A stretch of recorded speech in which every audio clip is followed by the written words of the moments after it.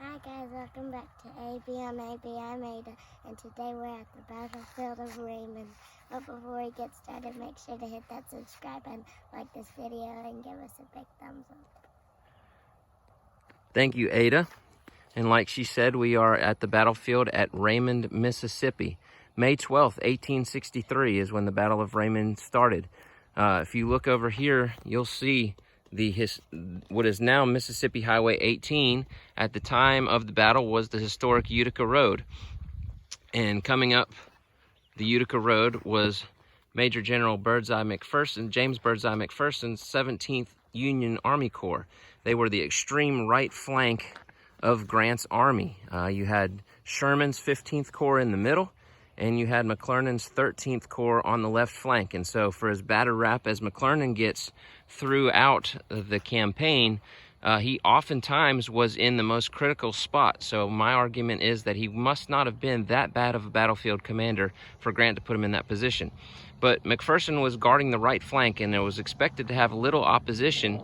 But as he reached the outskirts of Raymond, Mississippi, he was assailed by Brigadier General John Gregg's brigade. And Gregg had gotten faulty intelligence. He was under the assumption that there was only about 2,500 to 3,000 Union troops moving down this road, and Gregg's brigade, numbering about 4,000 soldiers, laid a trap to knock off that Yankee brigade. What he found out was he was tangling with 6 brigades from 2 divisions, about 17,000 Union troops, and so he was vastly outnumbered. But the aggressive fighter that Gregg was, he managed to delay the Union Corps for quite some time, but eventually he was defeated and had to fall back towards the city of Jackson. Now, one thing I want to highlight to you about this battlefield is that the Raymond Battlefield Association, I don't know their exact name, and the American Battlefield Trust have done an exceptional job of saving this land out here at the battlefield at Raymond. They have managed to accumulate 20 cannon down this gun line, and the original gun line for at the time of the battle was 22. So they've almost replicated the gun line as it would have looked on May the 12th. Now, some of these cannon came up later in the day, and so they weren't here this entire time. But you can see right down in this shadowy area is the bridge that crosses 14-Mile Creek, and that tree line there is 14-Mile Creek, and that's where Gregg's brigade set up. And so we're going to get down there in just a minute and take a look at what happened on that side of the battlefield from the Confederate perspective. But right now you're looking along the Union gun line, and it's, we're on a ridge top, but it's not that high compared to the land around the creek.